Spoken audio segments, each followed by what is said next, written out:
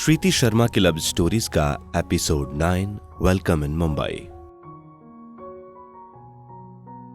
साल 1997 मुंबई। शहर कभी अपना नहीं होता, शहर अपना होता है अपनों से ही। श्रुति जैसे अपना सब कुछ अजमेर में ही छोड़ आई हो, अब मुंबई उसे अपनी नहीं लग रही। उसका मन, उसका दिल, उसका कोई अपना कहीं पीछे रह गया था। खून के रिश्तों की मजबूरी ने जुदाई का जहर पिला दिया था। जब से वह यहां आई थी, उसे बेसब्री से फोन की घंटी का इंतजार था। घर के ड्राइंग रूम में कोने में पड़े सोफे के पास कॉर्नर टेबल पर रखे लाल रंग के लैंडलाइन फोन पर बजने वाली हर एक घंटी उसे राजू की आहट का एहसास दिलाती, पर दूसरे सिरे पर किसी और को पाकर वो मायूस हो जाती। हर सुबह यूं ही जन्म लेती और हर रात ऐसे ही दफन हो जाती। आखिर श्रुति की उदासी को क्लाइमेक्स मिला। उसने टेलीफोन पर लंबी घंटी सुनी, जो कि एक एसटीडी कॉल की परिचायक थी। रिसीवर से राजू की आवाज थी। राजू को बताने की जरूरत नहीं पड़ी कि राजू ही है। बिना कुछ सोचे वह बस बरस पड़ी। साले राजू किधर चला गया था रे तू बदतमीज? ठीक तो है ना तू? सोच भी नहीं सकता कि मैंने तेरा कितना इंतजार किया। मैंने भी हर लम्हा तुमको ही सोचा है श्रुति। मैं तो तुमको बाय भी नहीं कर सका। काश मुझे तुम्हारे जाने की खबर मिल जाती। तुमसे दूर रहना मौत से बदतर लग रहा है। मैं और दूरी नहीं सह सकता। जल्दी ही तुमसे मिलूंगा। राजू की आवाज में भावना का घोल था। सच्ची? तू बॉम्बे आएगा? श्रुति ने उत्साहित होते हुए पूछा। तुम्हारे लिए तो मैं बुध ग्रह पर भी पहुंच सकता हूं। बॉम्बे तो पृथ्वी पर ही है। पर श्रुति, लंबी एसटीडी कॉल करना मेरे जेब पर भारी है। काश भगवान आशिकों की सुन ले और कम से कम फोन पर बात करना तो मुफ्त कर दे। शायद एक दिन ऐसा मुमकिन हो, श्रुति ने आह भरते हुए कहा। खैर, तुम मुझे अपना एड्रेस दे दो, मैं तुम्हें लेटर लिखूंगा। घर पर लेटर आया तो लोचा हो जाएगा। तुम मेरे को कल ही इस टाइम पे कॉल करना। मैं तेरे को मेरी फ्रेंड सुलक्षणा का एड्रेस दूंगी। वो पेइंग गेस्ट है। अच्छा सुन राजू, मम्मी शायद दरवाजे पे है। मेरे को फोन रखना होगा, नहीं तो लफड़ा हो जाएगा। Love you, bye. Love you too. अपना ध्यान रखना। उस बातचीत में ये राजू के आखिरी शब्द थे। श्रुति ने डर से आगे कुछ सुने बिना ही फोन का रिसीवर रख दिया।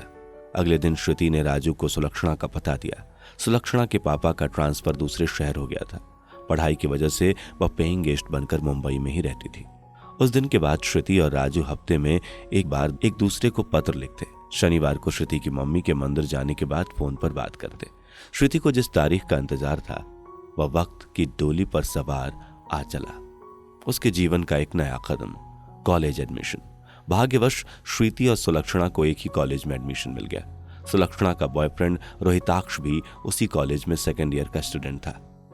कॉलेज के गलियारों में तीनों अक्सर साथ ही दिखते। सुलक्षणा, श्रुति एक दूसरे के हाले दिल से वाकिफ थीं। सुलक्षणा अक्सर श्रुति को समझाती थी कि राजू को अपना तन मन जीवन समर्पित करने से पहले उसे एक बार अच्छी तरह से परखना चाहिए। सुलक्षणा ने श्रुति को सुझाव दिया कि उसे राजू को मुंबई बुलाकर कुछ समय उसके साथ बिताना ही चाहिए, जिससे वह उसे परख सके। सुलक्षणा को श्रुति के पुराने अनुभवों और दर्दों का पता था। वह नहीं चाहती थी कि उसकी प्यारी सहेली को फिर से अधूरा प्यार मिले। सुलक्षणा ने श्रुति को सलाह दी कि राजू को कहो कि सप्ताह में मुंबई आ जाए। 2-4 दिन में अजमेर से मुंबई का सफर तय करना राजू के लिए आसान नहीं होगा। इतनी जल्दी ट्रेन का आरक्षण मिलना भी मुश्किल रहेगा।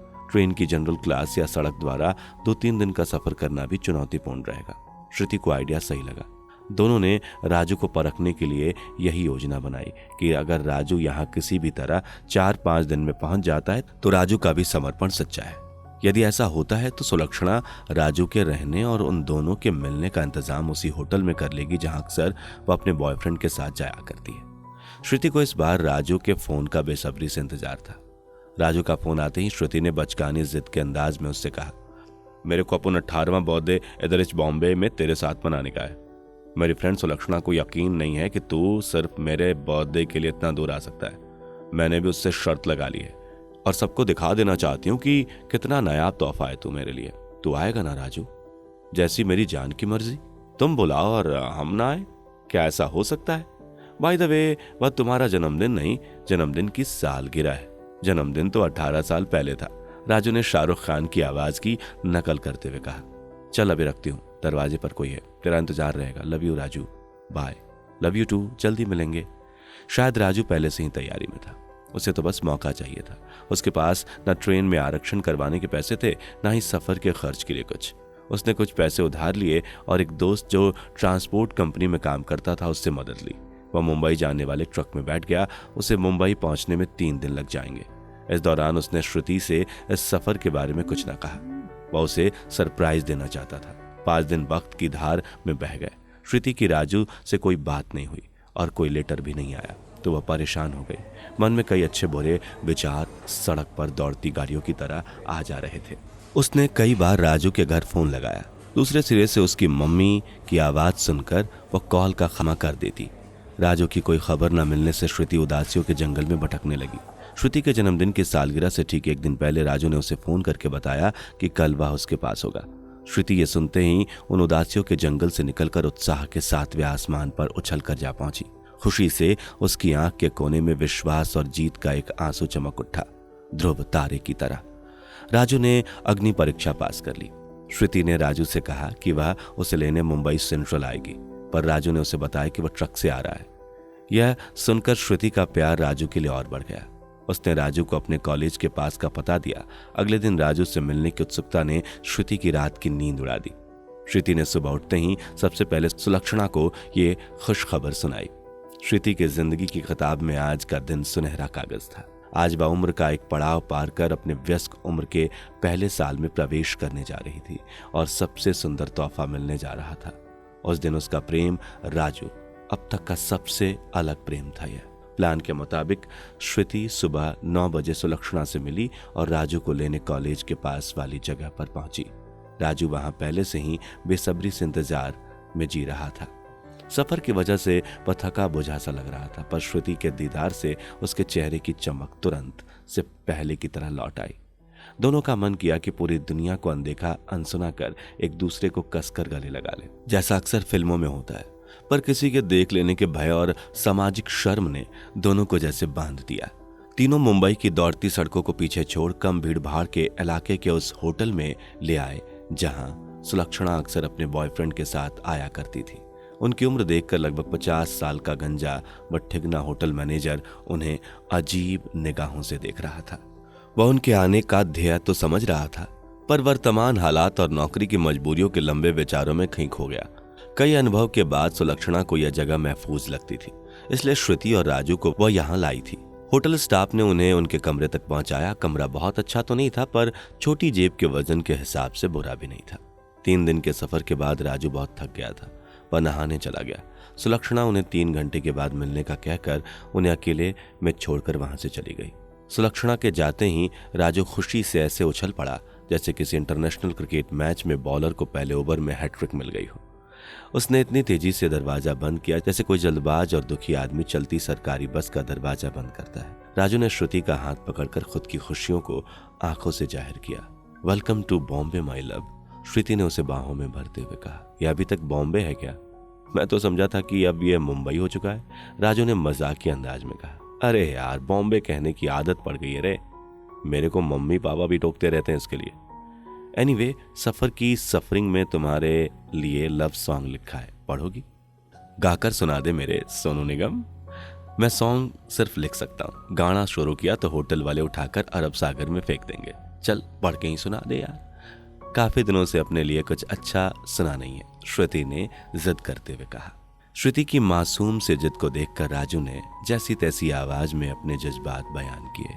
प्यासे आसमां को जमी मिल गई, स्याह सर्द रातों को रोशनी मिल गई, बेचैन लफ्ज थे और बोझल सांसें, तुम गुजरी सांसों से खुशबू की तरह, तुम चली आई थी दिली आरजू की तरह, भटके चांद को चांदनी मिल गई, तुम जो मिले तो जिंदगी मिल गई, चला साथ जब मोहब्बत का कारवां, हो गया रातों में रोशन आसमां, अश्कों का सौदा कर आशिकी मिल गई, तुम जो मिले जिंदगी मिल गई। इन एहसास भरे शब्दों ने श्रुति पर असर कर दिया। स्वयं को बॉलीवुड की हीरोइन महसूस करते हुए उसने फिल्मी अंदाज में राजू को गले से कस कर लगा लिया। राजू 7वें आसमान पर तैरने लगा। उसे लगा कि आज उसे सब्र का स्वादिष्ट फल मिलने ही वाला है।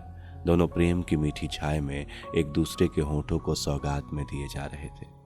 दोनों एक दूसरे के प्रेम में एक हद के पार डूब गए। श्रुति की वर्जिनिटी उसकी व्यस्तता के पहले ही दिन भेंट चढ़ गई। दोनों ही गहरे प्रेम में डूबे थे कि सुरक्षा कवच लगाना भूल गए। वे बस उन पलों को जीना चाहते थे। आनंद की चरम सीमा को छूने के बाद दोनों ने अपने कपड़े पहने और एक दूसरे से मीठे हसीन वादे करने लगे। राजू ने श्रुति को दिल के आकार की सोने की पॉलिश की हुई अंगूठी गिफ्ट में दी। श्रुति राजू के लिए कुछ भी नहीं लाई थी, इसलिए उसे बुरा महसूस हो रहा था। जब वे प्रेम आलाप में व्यस्त थे तब तक दरवाजे पर दस्तक हुई। उन्हें लगा कि शायद होटल के हाउसकीपिंग वाले हैं। राजू ने जैसे ही दरवाजा खोला, सामने पुलिस का कांस्टेबल खड़ा देखकर सन्न हो गया। दोनों के पैर तले जमीन ही अचानक सरक कर गायब हो गई। कांस्टेबल ने कड़कदार मराठी लहजे में कहा, अशक जादो, मजा येता है मैया बरोबर ये मी दखावा तो जीवन नाचा मजा। दोनों के पसीने छूट गए। राजू को भाषा आदि पर पूरी समझ में आ गई। ऐसे हालात में श्रुति को अनुवाद के लिए तो बोल नहीं सकता था। सर ऐसा कुछ भी नहीं है, कुछ गलत फहमी है, शायद हमने कुछ गलत नहीं किया है, हम यहाँ पहली बार आए, राजू ने हिम्मत जुटाकर कहा। राजू की भाषा और आवाज से कांस्टेबल को लग गया कि लड़का महाराष्ट्र का नहीं है और केस बनाने से उसे कोई ज्यादा फायदा नहीं लग रहा था, पर उसके हाव भाव से लग रहा था कि वह कमाई का मौका तो नहीं छोड़ेगा। उसने राजू को जोरदार थप्पड़ रसीद दिया। वह जमीन पर गिर पड़ा। उसका गाल शिमला के सेब से ज्यादा लाल हो गया। श्रुति रोते हुए कांस्टेबल के पैरों में गिर गई और पैर पकड़कर माफी के लिए गिड़गिड़ाने लगी। कांस्टेबल ने सही मौका ताड़कर 1000 रुपए की मांग रखी। राजू और श्रुति ने अपने अपने पैसे गिने तो कुल मिलाकर 355 रुपए थे। तभी श्रुति का ध्यान उस अंगूठी की तरफ गया जो राजू उसके लिए लाया था। श्रुति ने उस अंगूठी को सोना बताकर उस कांस्टेबल के हाथों में रख दी और जो पैसे उनके पास थे देकर उससे हाथ जोड़कर माफ करने की गुजारिश की। कांस्टेबल ने ज्यादा कुछ नहीं कहा और जो माल हाथ लगा लेकर वहां से रवाना हो गया। जैसे ही कांस्टेबल वहां से निकला, दोनों ने अपना अपना सामान उठाया और उससे पहले कि किस्मत का दूसरा तमाचा पड़े, दोनों वहां से निकल गए। होटल वाले ने उनसे सुबह ही एडवांस के पैसे ले लिए थे। शायद होटल वाले को उनका भविष्य पता था। वे दोनों होटल से थोड़ी दूर पर ही सुलक्षणा का इंतजार करने लगे। उनके सारे पैसे, आनंद के पल और बची खुची ऊर्जा जा चुकी थी और सुलक्षणा एकमात्र आस की किरण का सहारा थी। सुलक्षणा भी वहां अपने बॉयफ्रेंड के साथ कुछ पल बिताने के लिए होटल में आ रही थी, पर होटल के बाहर पार्किंग में ही राजू ने उन्हें रोककर और साइड में ले जाकर सब बता दिया। दोनों बेहद डर गए थे, जैसे शमशान में किसी चुड़ैल से रूबरू हुए हों। प्रीति के आंसुओं को बांध नहीं मिल रहा था और राजू अब एक सांस भी मुंबई में नहीं लेना चाहता था। रोहिताक्ष राजू को अजमेर जाने के लिए स्टेशन ले गया।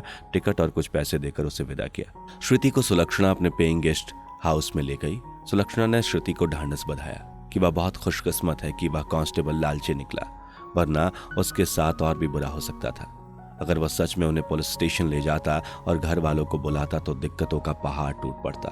श्रुति को इस पल समझ नहीं आ रहा था कि वह किस्मत पर हंसे या रोए। कानूनन उनकी जवानी का पहला दिन काली यादों की तस्वीर बन गया। उस दिन के बाद चंद्रमा ने पृथ्वी का एक और चक्कर पूरा कर लिया था। बीते महीने की हर रात सहमी सहमी बीती। दरवाजे की हर दस्तक श्रुति को डरा दे जाती। वह दिन जिंदगी का सबसे गिरा हुआ गंदा दिन था। इस एक महीने में न राजू की आवाज आई, न कोई शब्द। श्रुति ने एक लेटर भेजा पर उसको भी जवाब नसीब नहीं हुआ।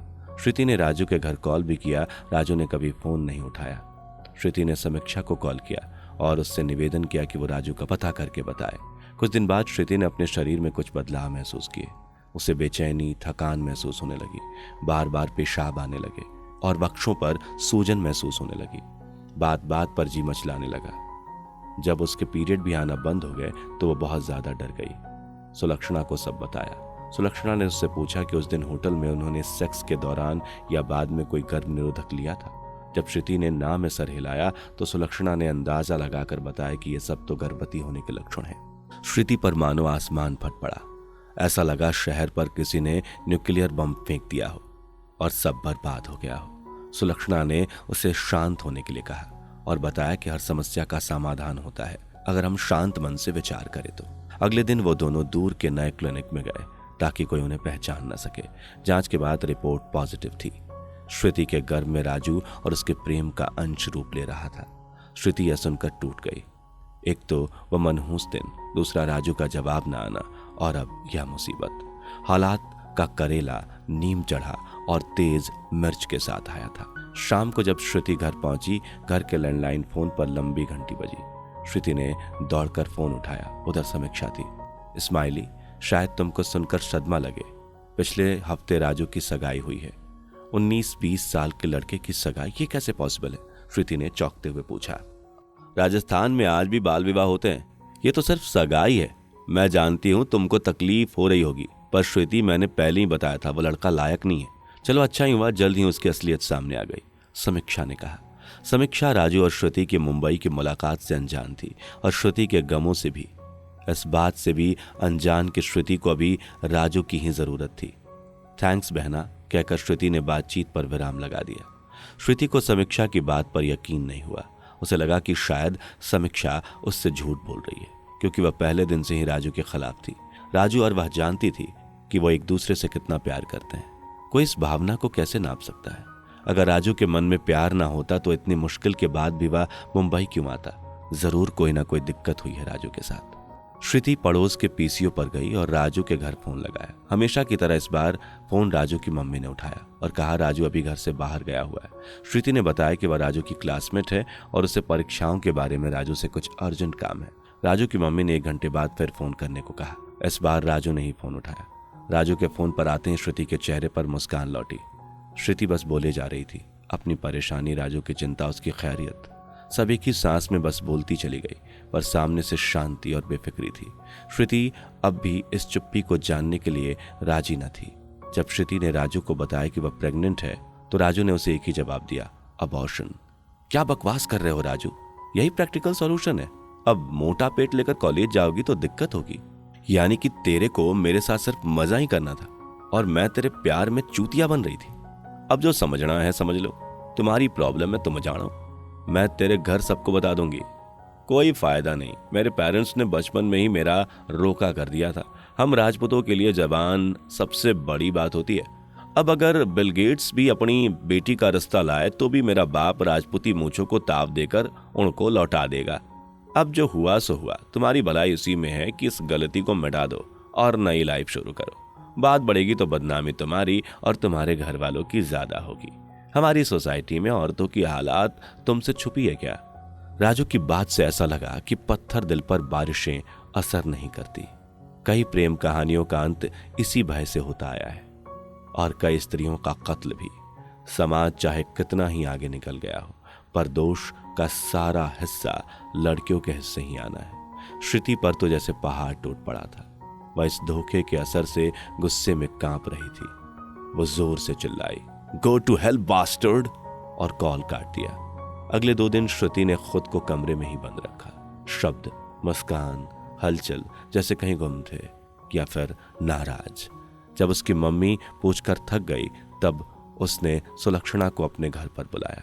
सुलक्षणा ने पढ़ाई की टेंशन बताकर किसी तरह से मम्मी को मना लिया, पर उसे अब श्रुति की और अधिक फिक्र थी।